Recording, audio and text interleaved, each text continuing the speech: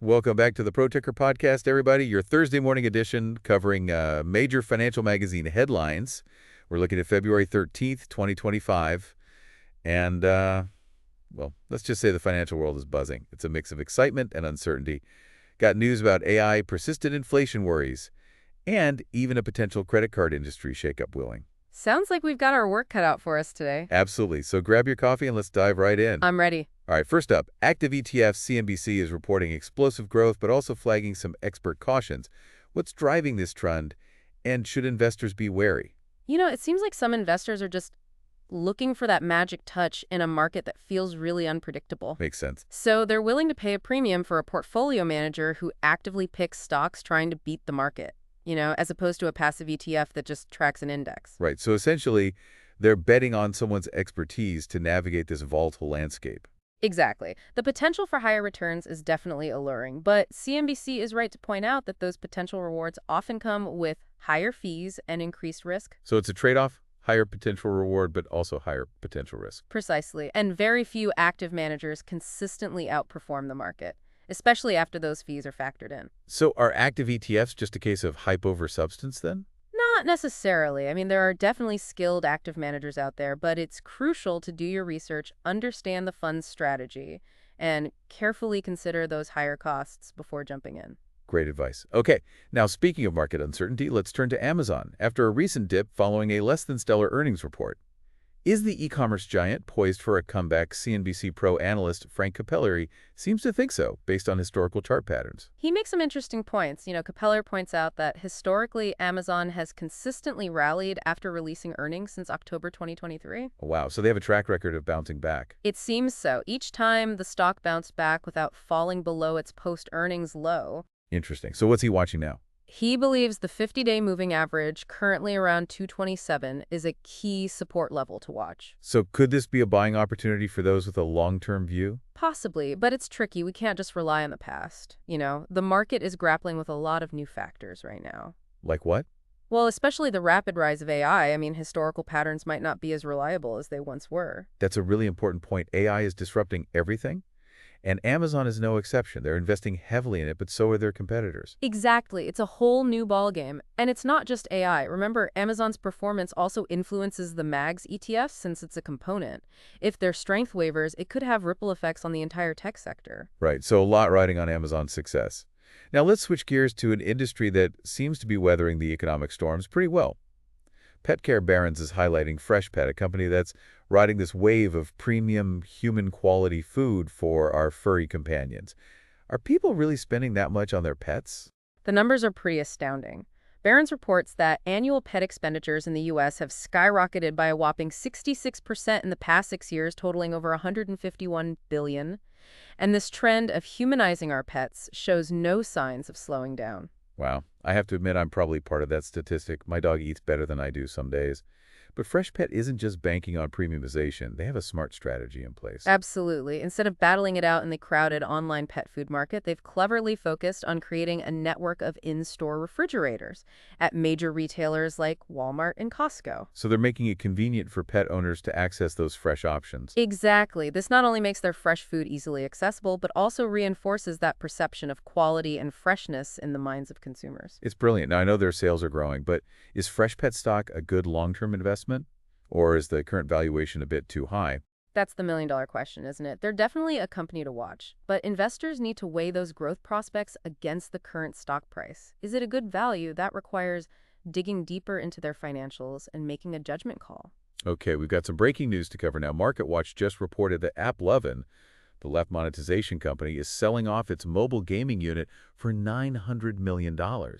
Their stock is soaring after hours, but what does this move actually signal? Well, it seems to indicate a strategic shift for AppLovin. They're doubling down on AI advertising and see the gaming unit as a distraction from their core focus. So they're streamlining their operations to focus on their strengths? Exactly. They plan to leverage their AI expertise to create highly personalized ad experiences, hoping to unlock better engagement and response from consumers. So they're betting big on AI, but they're also venturing into connected TV advertising, right? That's a whole new ballgame? Exactly. It's a rapidly growing market with enormous potential, but it's also fiercely competitive with established players and tech giants all vying for a piece of the pie. So this move by AppleOven is definitely bold, but it remains to be seen whether it will pay off in the long run.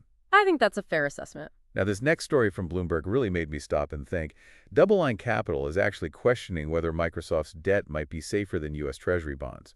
That seems almost impossible, doesn't it? It's definitely a provocative thought experiment, but there's some logic behind it. They're highlighting this stark difference between the financial health of tech behemoths like Microsoft and the U.S. government, which is struggling with mounting debt and a growing deficit. So are they implying that Microsoft is in a stronger financial position than the U.S. government? Essentially, yes. They point to Microsoft's massive free cash flow and impeccable credit rating. The company generates more than enough earnings to cover its interest expenses multiple times over. Meanwhile, the U.S. government is facing increasing costs just to service its $36 trillion debt. But U.S. Treasuries are still considered a safe haven asset, backed by the world's largest economy, right? And doesn't the government have the power to tax and print money? Those are all valid points, and DoubleLine isn't suggesting that investors should ditch treasuries entirely, but they're prompting us to challenge our assumptions about risk and safety. In a world where corporate giants are accumulating unprecedented financial power, Exactly. it's a fascinating debate, and it raises a lot of questions. Where do you stand on this? It's definitely food for thought. While I wouldn't necessarily say Microsoft debt is safer than U.S. treasuries, it does highlight the importance of looking beyond traditional measures of risk and considering the broader economic landscape. All right, let's head across the Atlantic now for some news from Europe. The Wall Street Journal is reporting that Eurozone industrial output stumbled in December, bringing a brief period of recovery to an end. What's causing this downturn?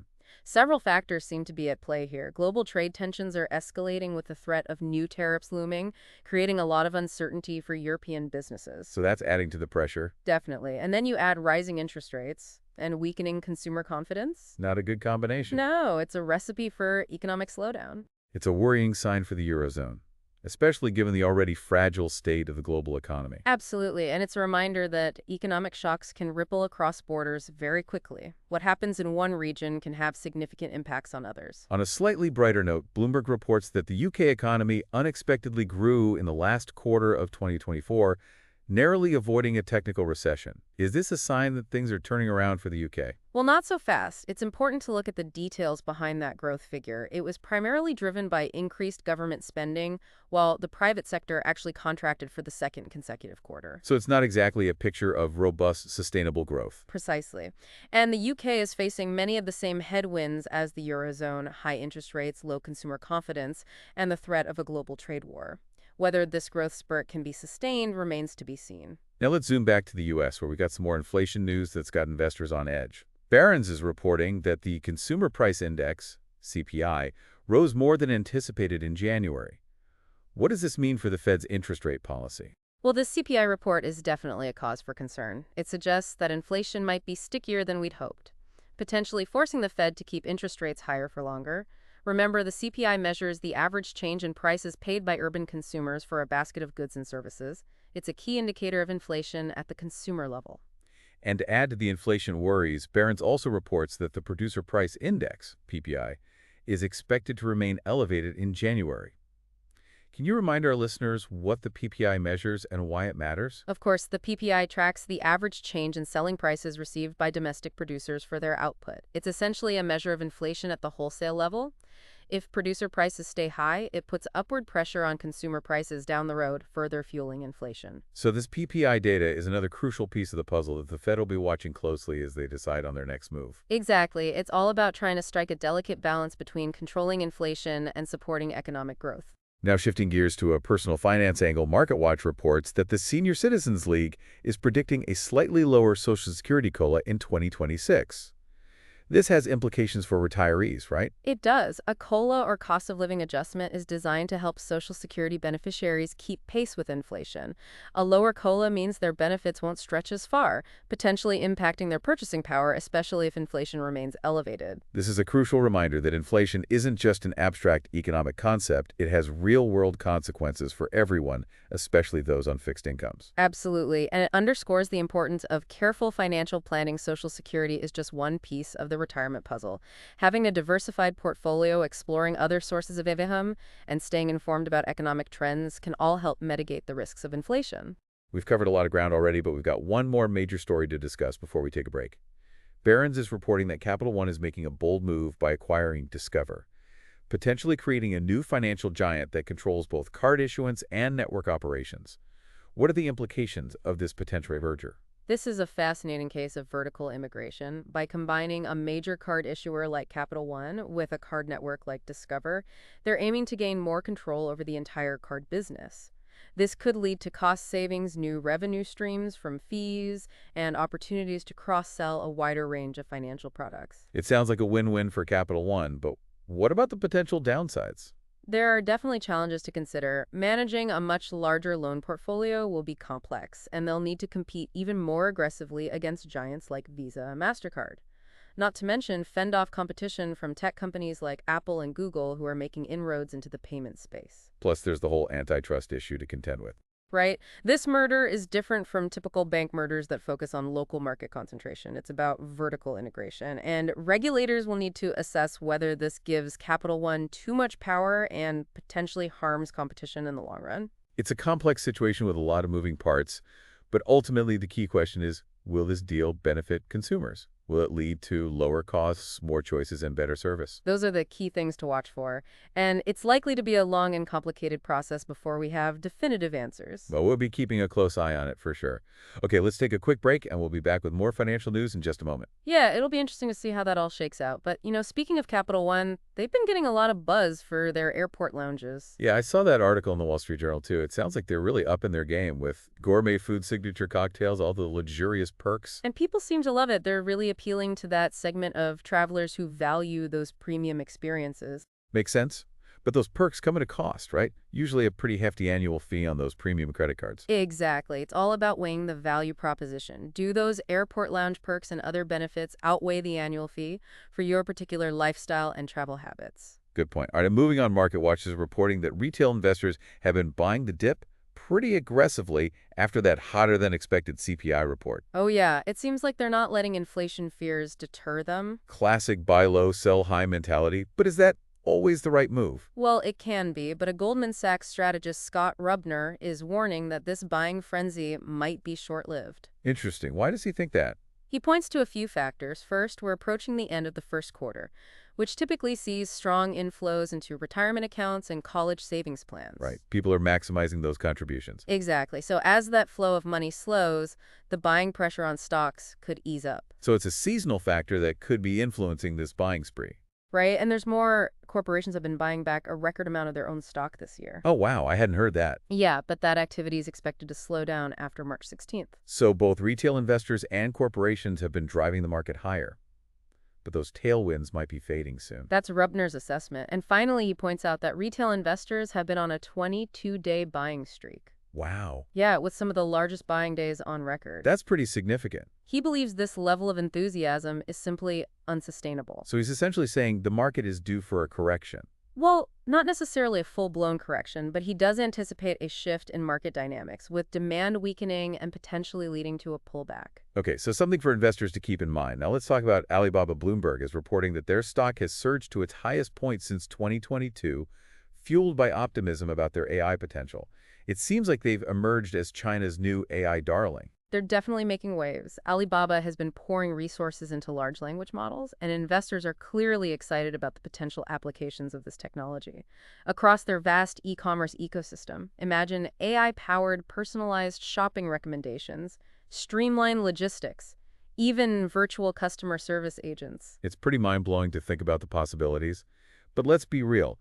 Not every company is going to win in this AI race. Of course not. Some are going to stumble. It's crucial to distinguish between genuine innovation and mere hype. Right. So how can investors tell the difference? Well, the companies that can effectively integrate AI into their operations and create real value for customers will be the ones that thrive. So it's not just about having the technology, it's about knowing how to use it strategically. Exactly. And Alibaba, with its massive data sets and established platforms, seems to be well-positioned to leverage AI effectively. Okay, now, let's shift gears to a social media company that's facing some challenges despite turning a profit. The MarketWatch reports that Reddit shares took a hit recently, even though they reported their second consecutive quarterly profit since going public. What's behind this disconnect? Well, it seems that Wall Street is fixated on user growth, and Reddit missed expectations on that front. So even though they're profitable, the lack of user growth is a red flag. Why is that metric so crucial for social media companies? User growth is seen as a measure of a platform's health and future potential. If it stagnates, it raises concerns about the company's ability to attract new users, expand its reach, and generate advertising revenue in the long term. It's all about the growth story for these tech companies. Right. And in a crowded social media landscape where new platforms like TikTok and the metaverse are vying for attention, established players like Reddit need to constantly innovate to stay relevant and attract new users. Yeah, it's a tough market to be in, that's for sure. Now let's wrap things up with a bit more personal finance news. MarketWatch has a piece about Social Security that might be concerning for some retirees. It seems the Senior Citizens League is predicting that Social Security's cost of living adjustment, or COLA, could fall in 2026. Really? Yeah, this is based on their forecast that inflation will moderate throughout 2025. So if inflation does cool down, retirees could see their benefits increase at a slower pace? What does that mean for their purchasing power? It could mean that their benefits won't keep up with the rising cost of living, especially for essential goods and services like healthcare. Remember, a COLA is designed to help Social Security beneficiaries maintain their purchasing power in the face of inflation. So this is a reminder that retirement planning is an ongoing process. Absolutely. Relying solely on Social Security can be risky, especially in an environment of uncertain inflation. Having a diversified portfolio of investments and exploring other sources of income can help mitigate those risks. It's never too early to start planning for a financially secure retirement. Well said. All right, before we wrap up, I want to circle back to this whole AI craze that seems to be dominating the financial news these days. It's both exciting and a bit overwhelming, isn't it? Absolutely. It feels like we're on the cusp of a new era, but we're not quite sure what the rules of the game are yet. That's a great way to put it. We're in uncharted territory. And as investors, it's more important than ever to do our research, stay informed, and be prepared for the unexpected. Great advice. Now, we've covered a lot of ground today, from active ETFs and Amazon's potential comeback to the pet care boom, and the mind-boggling question of whether Microsoft's debt might be safer than U.S. Treasuries. It's been a whirlwind tour of the financial headlines, and as always, it's a reminder that the financial world is constantly in flux. What seems like a sure bet today can change overnight. That's why we do this deep dive every Thursday morning, trying to help you stay ahead of the curve and make informed financial decisions. We've explored a lot today.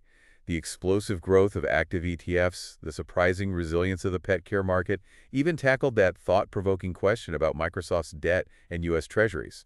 Yeah, it's been a fascinating journey through the financial headlines. A good reminder, I think, that staying informed is key to navigating these turbulent times. Absolutely. So as we wrap up today's episode, what's one key takeaway you think our listeners should really keep in mind? That's a good question. I think the biggest takeaway for me, at least, is that we're living in an era of just rapid change and disruption. From AI and inflation to shifting global economic powers, the old rules of the game don't always apply. That's a great point. We can't just rely on past performance or traditional assumptions. We need to be adaptable, open to new ideas, and willing to challenge the status quo. Exactly. And, we need to stay informed. That's why I always encourage people to read widely, listen to different perspectives, never stop learning. Couldn't agree more. Knowledge is power, especially in the financial world. So to our listeners out there, keep those brains engaged, keep asking questions, and keep tuning in for more deep dives. And remember, don't be afraid to challenge conventional wisdom. Sometimes the most unexpected insights can lead to the most rewarding opportunities. That's a great note to end on. Thanks for joining us today, and we'll see you all tomorrow morning with fresh headlines for the major financial magazines.